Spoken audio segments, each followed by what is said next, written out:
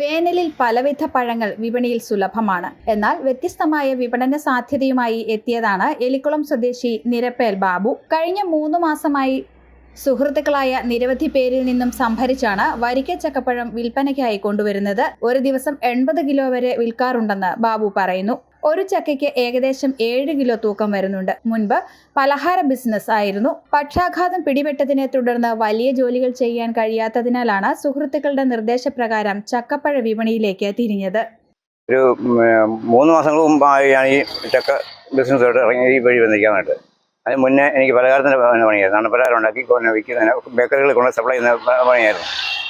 അപ്പോൾ ഒരു 6 മാസം മുമ്പ് എനിക്ക് സ്ട്രോക്ക് വന്നു. അതിനുമ്പോൾ എനിക്ക് ഹാർട്ട് പേഷ്യൻ്റാണ്. അങ്ങനെ രണ്ടും കൂടെ വന്നപ്പോഴേക്കും എനിക്ക് വലിയ ഹാർഡ് വർക്ക് ചെയ്യാൻ വയ്യാത്തൊരവസ്ഥയായപ്പോൾ വലിയ ഹാർഡ് വർക്ക് ഇല്ലാത്തൊരു പണി എന്നുള്ളത് എനിക്ക് എൻ്റെ സ്നേഹം മുഖാന്തരമാണ് ഈ ഫീൽഡിലേക്ക് വരുന്നത്. ഈ ഫീൽഡിൽ വന്ന് ഒരു 3 മാസം മുന്നേ വരുമ്പം വലിയ കുഴപ്പമില്ലാത്തൊരു കച്ചവടം ഉണ്ടായിരുന്നു. ഇപ്പോൾ ഇത് എല്ലാത്തിനും കച്ചൊക്കെ വന്നതുകൊണ്ട് എൻ്റെതായ കച്ചവടത്തിൽ കുറവുണ്ട്.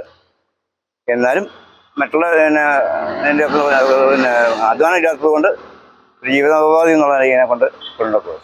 ധാരാളം വഴിയാത്രക്കാർ ചക്ക നിറച്ച ബാബുവിന്റെ വാഹനം കണ്ട് ഇറങ്ങി മേടിക്കാറുണ്ട്. 1 കിലോ വരിക്കച്ചക്കപ്പഴത്തിന് 60 രൂപയാണ് വില. 18 മാസം കൊണ്ട് കായ്ക്കുന്ന ബഡ് പ്ലാവിൻ തൈകൾ ബാബു ആവശ്യക്കാർക്ക് കൊടുക്കുന്നുമുണ്ട്. News bureau, Ponkunnam.